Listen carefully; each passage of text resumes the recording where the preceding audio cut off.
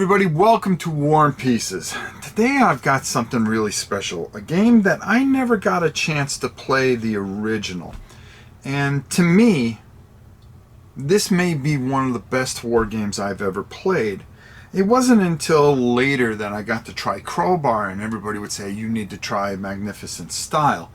Well, Worthington Publishing and Hermann Luttmann got together and they did a deluxe edition of this magnificent game. I mean, that's the only thing I can say about it. To be honest with you, we're going to go down, we're going to talk a little bit, and then I'll come back with my final thoughts and what I think about a game I never got a chance to play, but after playing it, has really opened my eyes to a lot of things. Let's go down and check it out. Now, I'm not going to explain every rule here, but I'm going to tell you something.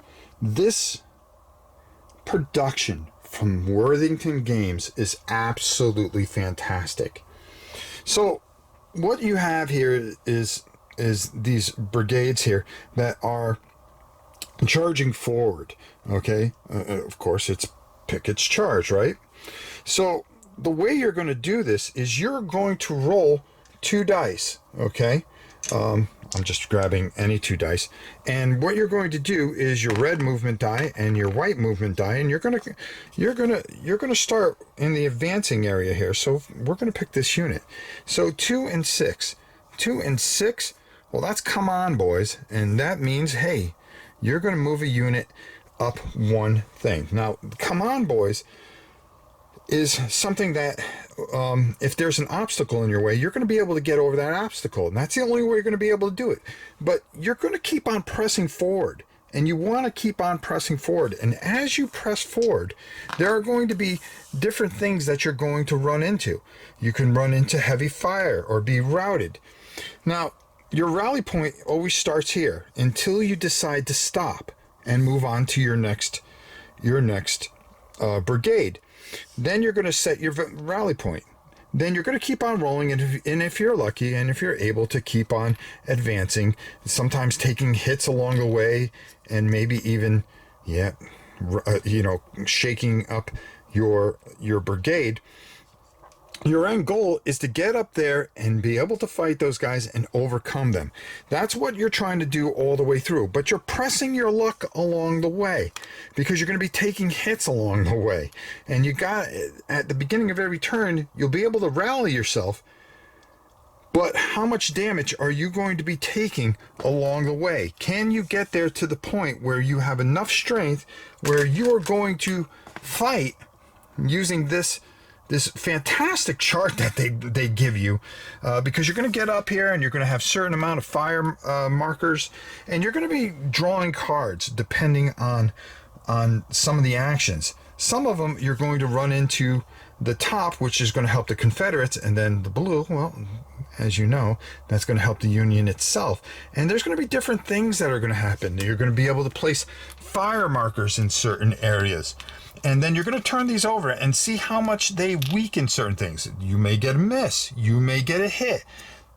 Like, for instance, here, you've been able to bring this down, and then you're going to go into the hand-to-hand combat, where you're going to tally up a bunch of dice, and you're going to fight it out for supremacy of that particular aisle here. But there's a lot that can happen along the way, because you could press your luck too much here, and you may get a rout, which means, well, you're going to take hits equal to the distance between that and your rally point. So this is where the push your luck mechanism really fits in. So right here, we're 3, you're going to divide that in half. Well, you would take another hit, of course, and then you would have to come back to this rally point and then begin your charge back up again. Once you decide, well, that's enough, that's as far as I want to go, you're going to move over and you're going to keep on advancing and do that on every level. You're going to have 5 turns to get this all done. And then, I want you to see this. Depending on how things are, you're going to figure things out by victory points and how you were able to do it and overcome things. And there are certain levels of points that are going to determine how you win or lose And you can categorize this and then get ready and do it again and again and again. Of course, I'm going to be making tons of copies of those. The rule book, very simple. If you are a veteran of this, and there's a little note here. Now, this is the first time I've actually had the chance to play this fantastic experience. But there are some rules differences and mechanism changes from the original edition. So I want you to be aware of that. Don't think this is the same old in magnificent style. This is a tremendous solitary experience where we're going to talk a lot about that once we go up top. But this rule book is done absolutely beautiful. And it's so easy. The examples make it so easy to figure out how to do everything that you could be up and running in less than 10 to 15 minutes. And that, I'm telling you right now, this is a fantastic experience, and I'm going to talk more about it up top. You're going to have generals also, I forgot to mention, that will help you with rerolls and certain other things. There's a lot. These cards play a huge amount into it. Like I said, I wasn't going to go over everything. If you really want to learn about this, check out the live play I did last week. It explains everything. You can watch it and you will see what I am talking about today. Today we are talking about how fantastic this is, how wonderful this is, why you need to go out and get it, and what I feel about this game. Let's go up top and get my final thoughts.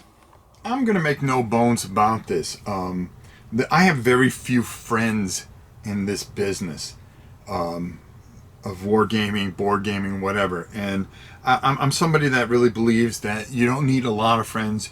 You just need a couple of really good friends. And one of the things that means a lot to me is, as much as a good friend Herman is to me, I've never played an exorbitant amount of his games. And one of his most famous games I've never played, which is this game right here, Magnificent Style. He wrote something very nice to me in this copy, so it means a lot to me. But I'm telling you this ahead of time because I'm going to gush over this game quite a bit, and it's because of how much fun I had with it. If you were able to see our live play last week, you saw how much fun I was having. So when you get a chance to play something like this, and I love the mechanism of the push your luck. Do I keep on going? Do I keep on taking a chance here? There's a chance I might fail, but that's how things are in a way. And you know, some people might, well, there's not this strategic. There is strategy here. The thing is what this game encompasses is bravery. Do you have the guts to go forward, to keep going forward against insurmountable odds as you go forward? And I think this captures the men more than the battle itself. It's how much bravery is in each unit. Are you brave enough to keep going forward? And, you know, when you take a hit, can you keep going forward? And that encompasses a lot of how wars were won and lost, was the bravery, facing insurmountable odds. Are the odds in your favor? Even if they're not, do you just go forward because you have to?